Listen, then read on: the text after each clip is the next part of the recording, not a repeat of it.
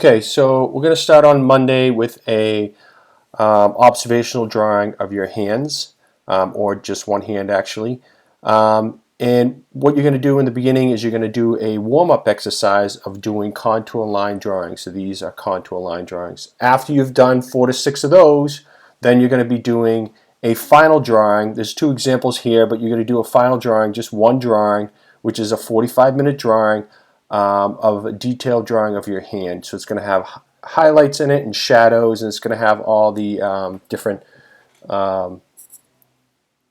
things that are in your hand when you're drawing your hand. The contour drawings that we're working on will be blind. I'm suggesting that you do a blind contour drawing as we did in the beginning of the year, where you set up like this, where you're looking just at your hand and you're not looking at your paper.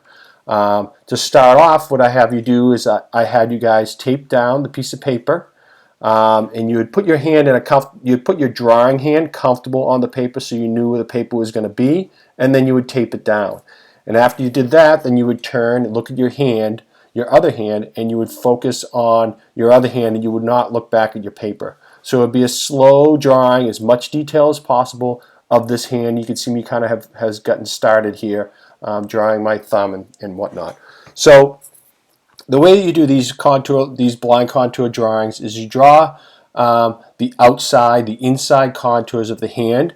You include freckles and wrinkles, rings, anything that you have on your hand. So there might be highlights and shadows. There might be the knuckles have wrinkles in them. The inside of your hand, where your palm of your hand would have wrinkles in it and things like that. The folds of your hand. Try to draw one continuous line without lifting the pen until the entire time has ended. So I'm going to have you set a timer for 5 minutes and draw until the timer ends. Now, what will probably happen is that after a minute or so, you're going to think that you've drawn your whole hand, that you're done, and then you'll look over at your timer and you'll see it's only been a minute. So at that point, you need to go back in, and you can either lift your pencil and move it to a different section, or you can keep your pencil on the paper or your pen, whatever you're using for writing utensil, and just look to see where you are and then continue on drawing, so that you're not lifting you shouldn't be lifting your pencil in your drawing at all. But if you need to, you can, if you need to readjust the grip or something like that.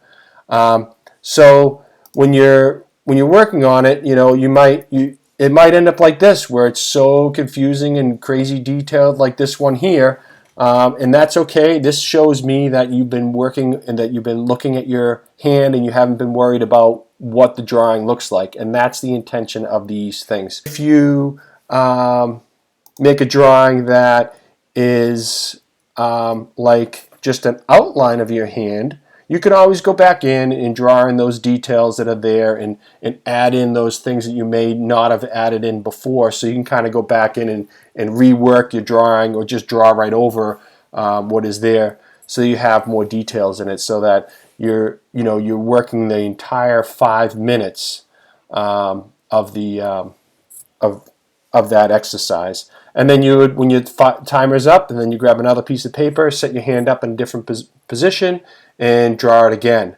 You can, I had you guys switch hands, so you did your left hand or your right hand. You could put a pencil in your hand. You could put a pair of scissors in your hand. You could put an object in your hand, and when you do your drawing, so that it's not just your hand if you want to.